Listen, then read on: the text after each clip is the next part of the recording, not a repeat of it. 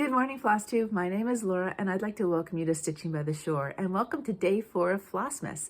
And I have got a very special guest that I want to show you before we jump into everything, before she gets a little antsy. But everybody is always asking if we could see Bella in person. So Bella, you gonna say hi?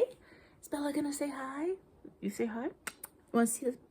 So I was curious if she's so funny with a mirror. She will start growling at herself when she sees herself. So I don't know if, oh, no, she's not.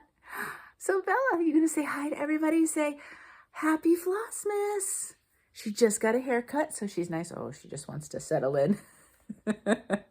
She's just got a haircut, so she's nice and neat. Look at those eyebrows. Oh, you being a good girl?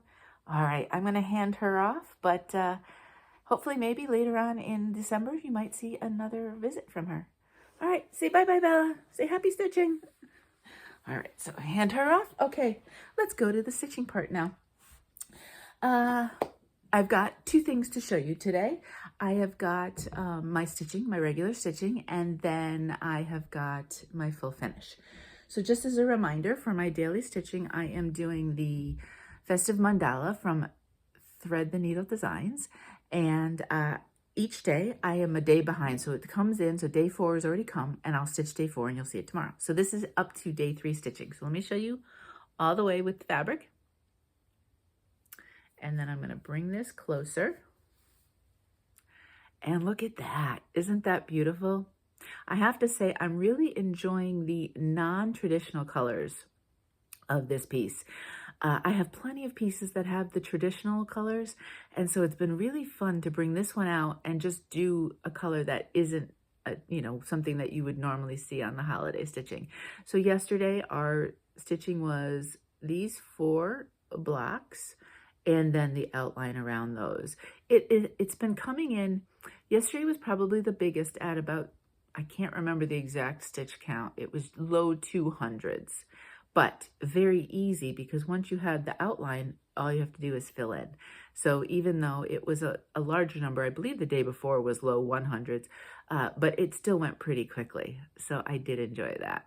And it was just the black outline and then the one color. I'm not sure if you can tell on the camera. I can in person, but that is a slightly darker color, kind of the bluish teal, than this one. And I remember I talked about how there's like the 3 colors in a row. So we're gonna see variations of the lights and darks that way. And I know she does that, I think, with pinks as well. I don't remember now what all the colors are, but I'm looking forward to, I did a quick look at what day 4 stitching is, and I think it'll be fun. So come back tomorrow and you'll see what we've done. Okay. This is going to be a short video today. I don't have a lot to do, but that's okay, because some days will be shorter than others. I am going to show you my full finish, and it's a small little piece, so that's part of it too. There's not a lot to talk about with it. So today I did an ornament finish. I'm trying to think by far, I don't know if it's ornaments that are what I need to finish, although there's maybe 3 or 4 at least scrapbook pages I want to do as well. So there's a whole bunch of different things, but I'd say mostly ornaments. So that might be what you see mostly. But this is a little guy today. I'm sure you can tell that this is a Shannon Christine. She does have a style. So this came from a packet from last year. She did a 12-day countdown to Christmas on her website. So it was a package you bought, and every day leading up to Christmas, for 12 days, she would release a new pattern, and then on Christmas, we got an extra bonus one. They were either 30 by 30, which is what this is, or 30 by, I think, 60. They were rectangles. So still small and very cute. The thing about Shannon Christine, which is always a bit of a challenge, is she is so adorable, but she has about 50 colors per piece, right?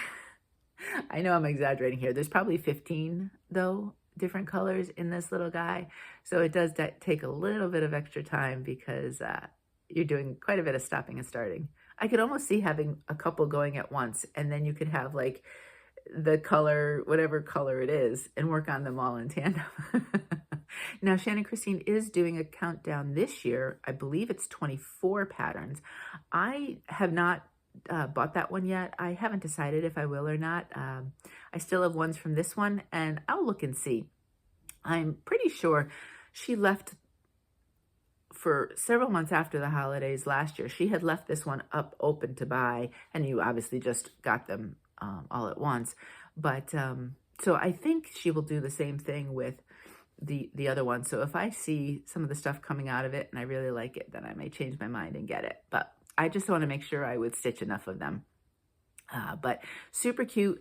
I decided to lean into his top hat color instead of like a red or a green, because there's plenty of different reds and greens, although I have purple, and I try to do a little bit of everything and change it around a little bit. But so I went with black and just had a simple black fabric. There's felt on the back and a very simple, very thin. I like the 1/8, I believe it's 1/8 of an inch. I can check if you want to.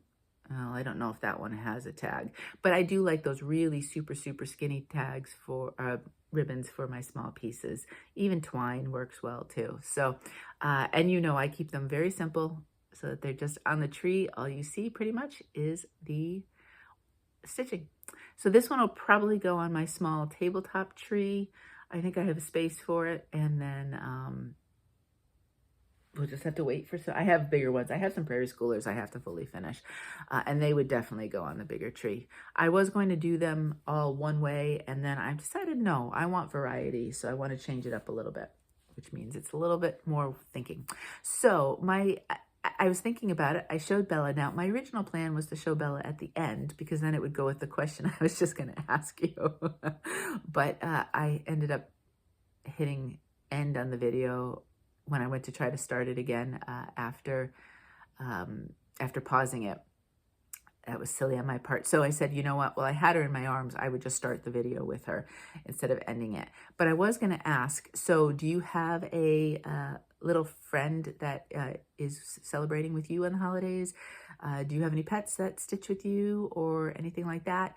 And the bigger question, I thought this would be interesting, and I know what Mo would say. I don't know what I would say. If you could have, if it was easy enough to have any pet care in the world, like whatever kind of pet it was, what would you have? Now, if many you know, have as kind of a pet, if you follow me along, you know exactly what Mo would tell you, right? It would be an otter. Now, it has to be, nothing against river otters, but it would have to be a sea otter. So I do have to make that designation, because he does prefer sea otters to river otters. But if he could have a pet, and I think in Instagram, he was following somebody, it was probably a river otter though, that had an otter that as a pet and kept them in their bathtub.